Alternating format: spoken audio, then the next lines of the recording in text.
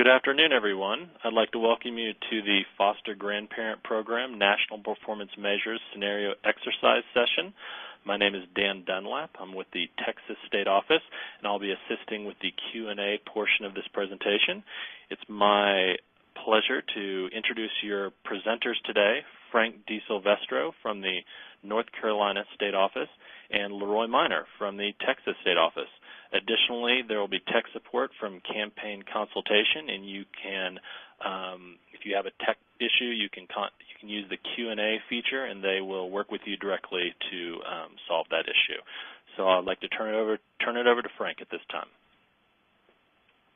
Thank you, Dan, and welcome to everyone who is joining us today. We're very excited about this session, and we've made it very interactive, and we look forward to your participation.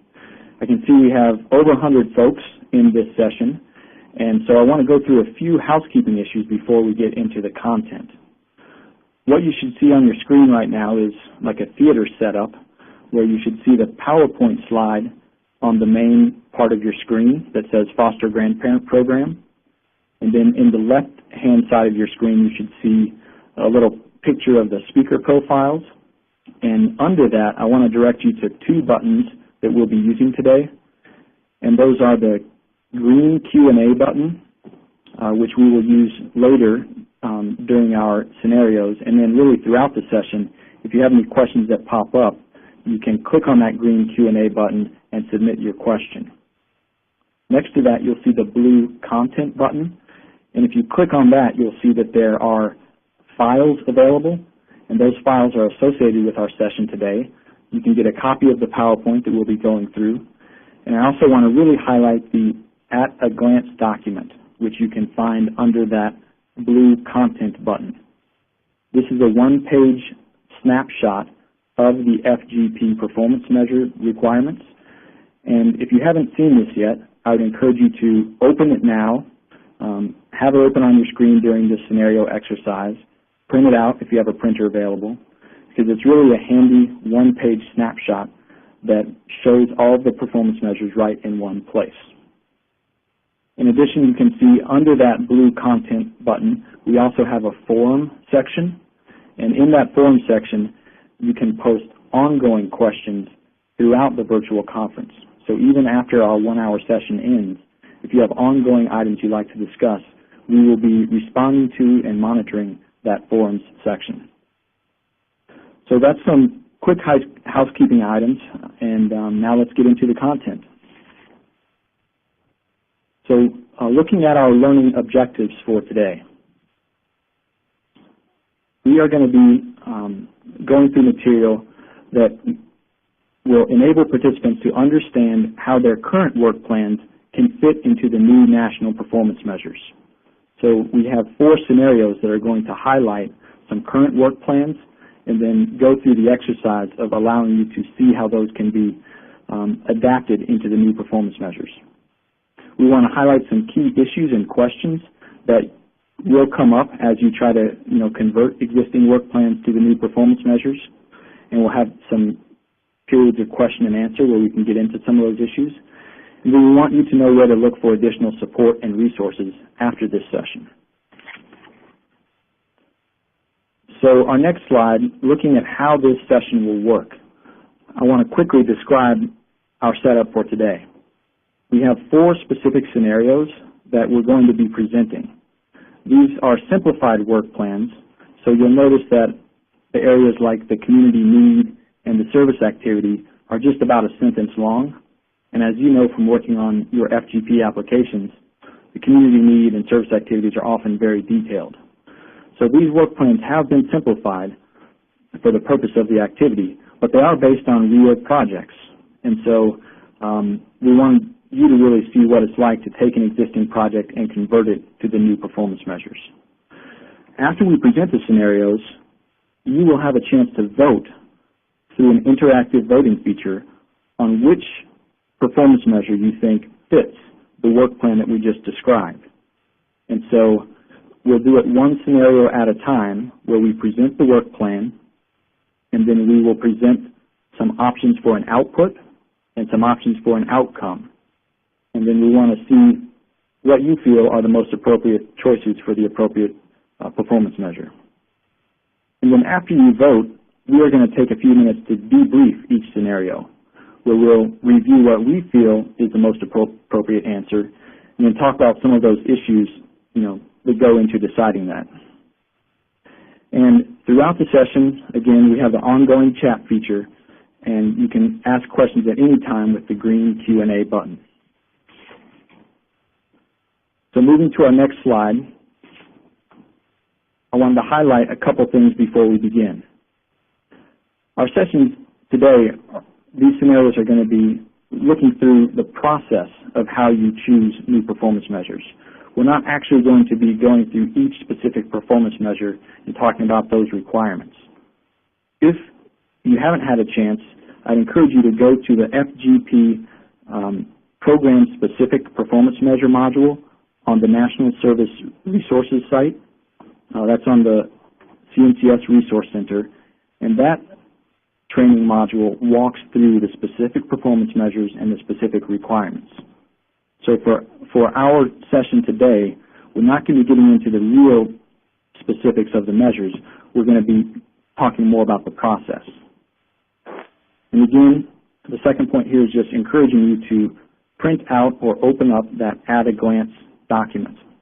Because as we present these scenarios, I think you'll find that at-a-glance document very helpful just to see your menu of options right there in front of you. And thirdly, we wanted to highlight that the National Performance Measures instructions are also listed under that Content tab under the blue button. And the Performance Measures instructions are in draft form right now, so they have not been fully cleared yet by the corporation, but we wanted to present these to you for the purpose of our exercise because these Performance Measures instructions will be helpful as we look at the specific performance measures and we try to look at the definitions and the types of data collection tools you would use for the measures. So I encourage you to look at that, and we will refer to the performance measure instructions during this session, but again, I would say the at-a-glance document, the one-page document, is really the more critical thing to have open and to print out for this session. And lastly, all of the examples we present today should be viewed independently. So when we present the 4 scenarios, don't think of this as one FGP sponsor. Just think of it as 4 independent work plans that we're trying to consider. And the reason we're looking at them independently is because, as you know from the performance measure review, and as you can see on the at-a-glance document, FGP projects are required to have 75% of their performance measures in these agency-wide measures. And then you can have up to 25% in what are called the complementary measures, and those are measures that don't actually require an outcome. And just for the purpose of keeping these scenarios simple, we don't want you to worry about the 75 and 25% breakdown here. We just want you to worry about the process of, okay, how do I think about what performance measure to choose? So we'll view these scenarios independently. So we're just about ready to begin our scenarios, and I want to do a quick practice poll so you can get a hang of the polling feature before we get into the scenarios.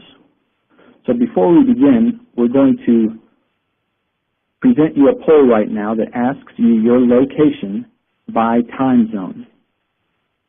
And our moderator is pushing that poll out in the virtual environment, and we'd ask you to please click on your time zone. And we can see the responses pouring in. And now we will close the poll and show you those results.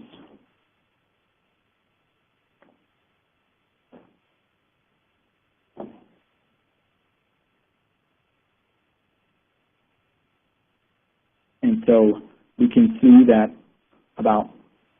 once we push the results to the audience, we can see that about 47% of you are on the East Coast. About 30% of us are in Central Time, 13% on Mountain Time, and 8% in Pacific. So we just wanted to present that as a practice run so you can get a sense of how this polling feature works, and it looks like almost everyone was able to answer that. So that's really encouraging. I think you're going to get the hang of this polling feature very easily. We're going to do one more practice poll, and this poll is actually to help us understand what your level of preparation and familiarity is with the performance measures. And so we're going to push out one more practice poll. And in this poll, we're going to ask you your preparation, what you have looked at before coming to this session. And so there are four options here. The first option, if you have completed the FGP requirements course on the Resource Center, and this is the pre-recorded course that I mentioned, goes through the specific performance measures and it talks about the requirements. If you have completed that, you can choose the first option. The second option is if you have had a chance to look at the how-to session on the National Performance Measure instructions, and that's a course that is here at the virtual conference, and you can find it in your event agenda. That course reviews basically how to use that instructions document. So we want to get a sense of how many people have actually had that course yet. And then if you haven't done either, let us know, or if you've done both, let us know. And just so you know, the responses are anonymous, so don't be embarrassed or try to change your answer. We don't know who's completed what. So this is great. We can see that. I'm going to give this another minute as people put their responses in. We can see that about 25% of you have completed the pre-recorded course on the FGP requirements. So you should have a pretty good sense of what the requirements are and the specific measures. I do see that about 50% of the folks on the call have not completed either of the courses, and about 20% of the folks have completed both. So that gives us a good sense of how detailed we should be when we talk about these performance measures and when we talk about the instructions document. But this is really helpful, and I think it's also encouraging to see that everyone has navigated this online polling feature very well. So we've got a high-tech group on the call. So without further delay, I'm going to pass the microphone over to my colleague Leroy, and Leroy is going to walk through the first scenario with you. Good morning, everyone. This is Leroy Miner. I hope you can hear me okay. And so what we're going to deal with is scenario number one. And what I'm going to do, just because for different monitors you have different,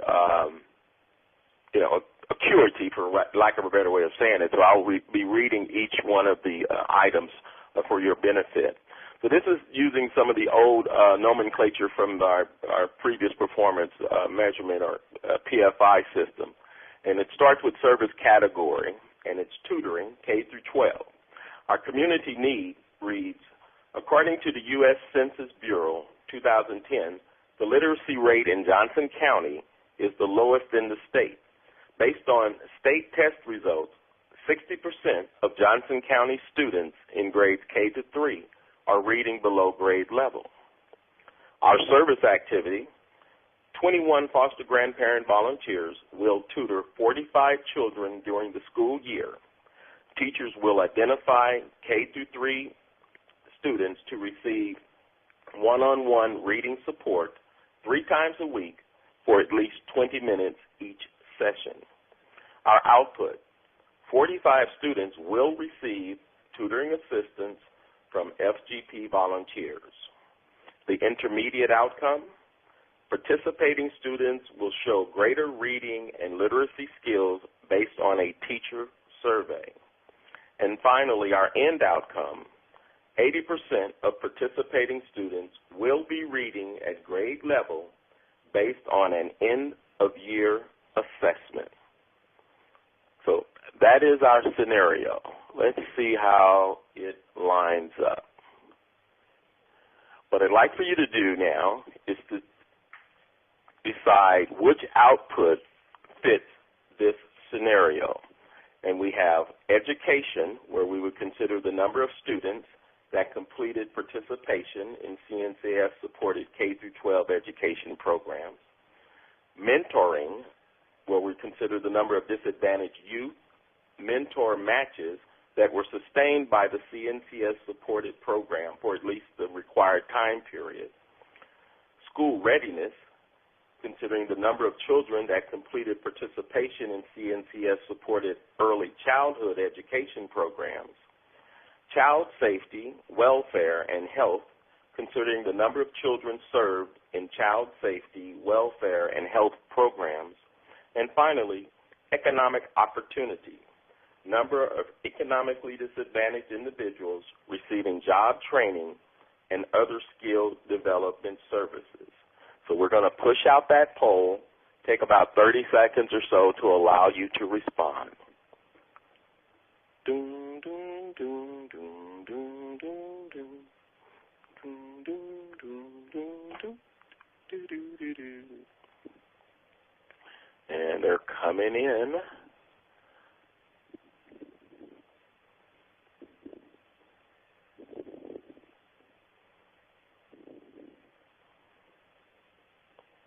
Okay, so it looks as if we have, a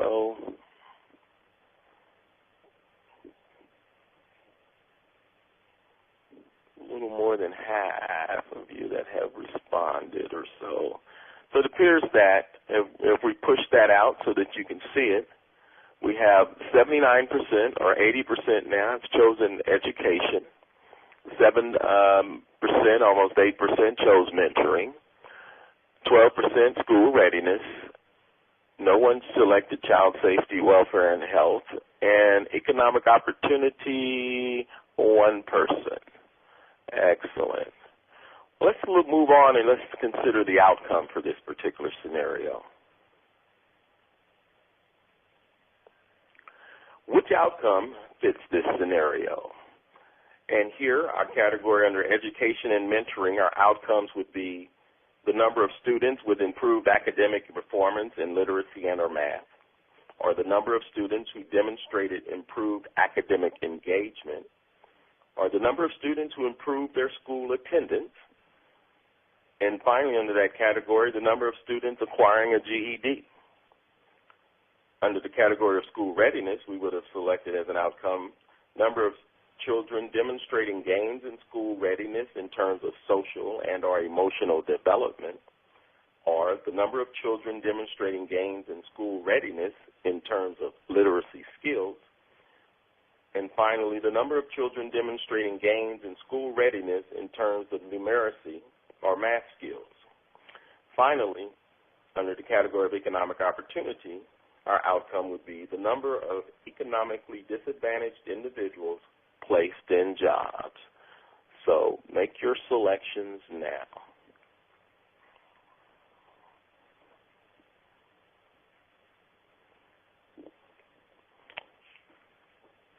And they're coming in.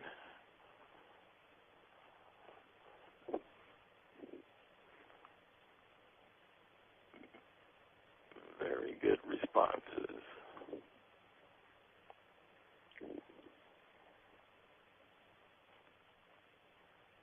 So as we pushed it out, I'm assuming, and you can see how we're lining up here. 92% are going with academic engagement. Seems to be the lead. It's taken off now. A few people, school attendance, GED, and placed in jobs, and then finally no outcome. All right. Well, that's excellent. That's excellent. Well, let's move on to our next slide, and I'm going to hand it back over to Frank, and he's going to debrief this for us. Thanks, Leroy. So we had, this is our first example, and it's pretty straightforward. We wanted to start with a pretty easy, straightforward example to give you. And so starting with the outputs we had 80% of folks that chose the K through 12 education programs. And that is exactly right. We felt like that was the most appropriate for this scenario. And a couple folks did put school readiness. And the difference here would be that school readiness is focused on pre-K activities. So those are activities to help children get ready to enter school. And so the way this work plan was described, we felt like it really matched the K through 12 education programs directly. And as we're doing this debrief, for each scenario, we'll spend about 2 to 3 minutes on a debrief like this. Now is a good time to put in any questions in that little green Q&A box, and then we'll take questions after each scenario as well. So for the outcomes, we actually felt like the appropriate outcome was number of students with improved academic performance in literacy or math. And this may be a bit confusing because I think the poll that was pushed, the poll said academic engagement, and something like over 90% of you chose academic engagement, which was the correct choice for that particular poll. But the poll that the correct outcome for this particular work plan is the academic performance. And if we looked back at the scenario, which is they were describing very specific literacy activities. And so if you have your at-a-glance sheet printed out, you can look on that at-a-glance sheet and see that given the output that we chose, we chose the K through 12 output, that particular output can line up with 3 outcomes. And those outcomes are going to be the academic performance, academic engagement, or school attendance. And so it's a pretty straightforward calculation. Anytime you're choosing a K through 12 education program, something related to tutoring, then your outcome is either going to be that academic performance around literacy or math, academic engagement, or school attendance. And the reason we felt like academic performance lined up here is because they really didn't mention anything about this initiative being tied to attendance. In terms of academic engagement, it could potentially line up with academic engagement. We didn't quite have enough specifics in the service activity description, but academic engagement would be changes in things like the student's behavior, their participation in the classroom, a decreased number of disciplinary problems. Those types of things would fall under academic engagement. So the quick issues I just wanted to highlight are that, one, when you're doing these school-based programs, the requirements around, working with special needs children, economically disadvantaged students, those are going to remain the same. You know that now when you place your FGP volunteers in a classroom, you have an assignment plan for each student, and they have an identified need. And so that's not going to change in terms of the way you line up your FGP volunteers with students in the classroom. Really what we're trying to do with these performance measures is just hone in a little bit more specifically on what type of educational impact we're having. And so, again, if you have your at-a-glance sheet in front of you, I just want to reinforce that when you're choosing education and you're focusing on K through 12 programs, your output is going to be that number of students that complete participation, and then your outcome is going to be one of those 3 outcomes: academic performance, academic engagement, or school attendance. So let's take a minute or two just to see if there are any questions, and I'm going to look here in our question box and see if we can take 1 or 2 of these questions.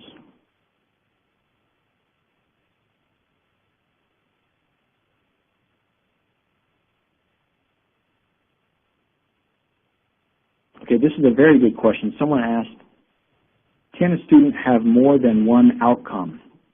And you're right. Students who are working with FGP volunteers may improve in both literacy and school attendance. And with these new performance measures, we want projects to choose one outcome to focus on for a particular student. And so you may have different schools that you're working with or different types of tutoring initiatives that you're working with.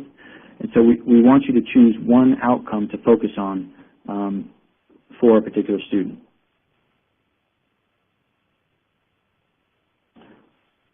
Okay, another question I'm seeing here is, can you tell us what does completed participation mean? The output describes the number of students that complete participation. And that's also a very good question.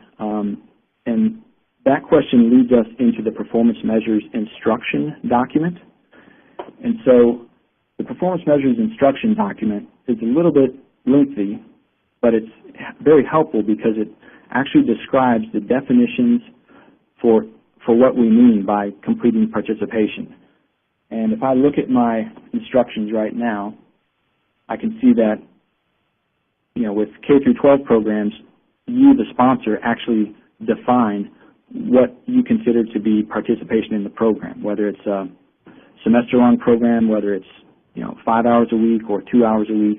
You define that when you're defining your service activity, and then you just need to track whether the students completed that, you know, that participation. So that's a great question. I mean, I think the main point is you want to only be counting those children who actually completed the initiative. Because the way these outputs and outcomes work, you basically, in the output, you're saying the number of students who did the activity, and then in the outcome, you're trying to say how many of them showed that improvement. So you don't want to throw off your numerator and denominator by, you know, having students that actually didn't complete the program. So those are terrific questions. We're going to move on to scenario 2. So I will hand the controls back over to Leroy and ask him to walk through scenario 2. All right. Thank you, Frank. Scenario number 2 is service category is school readiness, Head Start, or early childhood education. Our community need reads, Johnson County School District reports that over half of the children entering kindergarten do not have the necessary social or emotional developmental skills to be successful in kindergarten. According to the report, 75% of these students are economically disadvantaged. The Head Start program addresses this need by providing the necessary structure and school readiness curriculum to help students prepare for kindergarten. The service activity. FGP volunteers will work one-on-one with children at the local Head Start Center to help them develop school readiness skills. The output. 25 volunteers will provide a minimum of 19,000 hours of service this calendar year.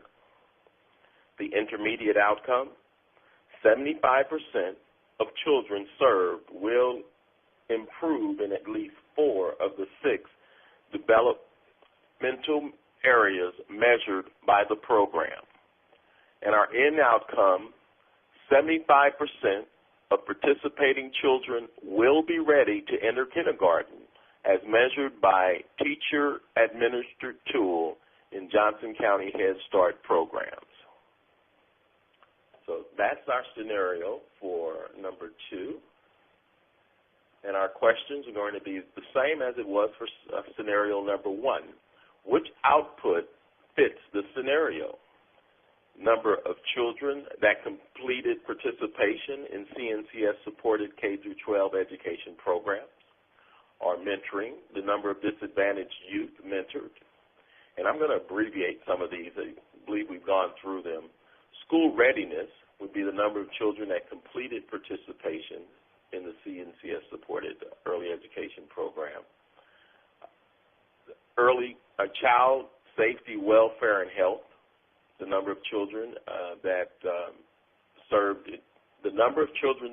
in child safety, welfare, and health programs.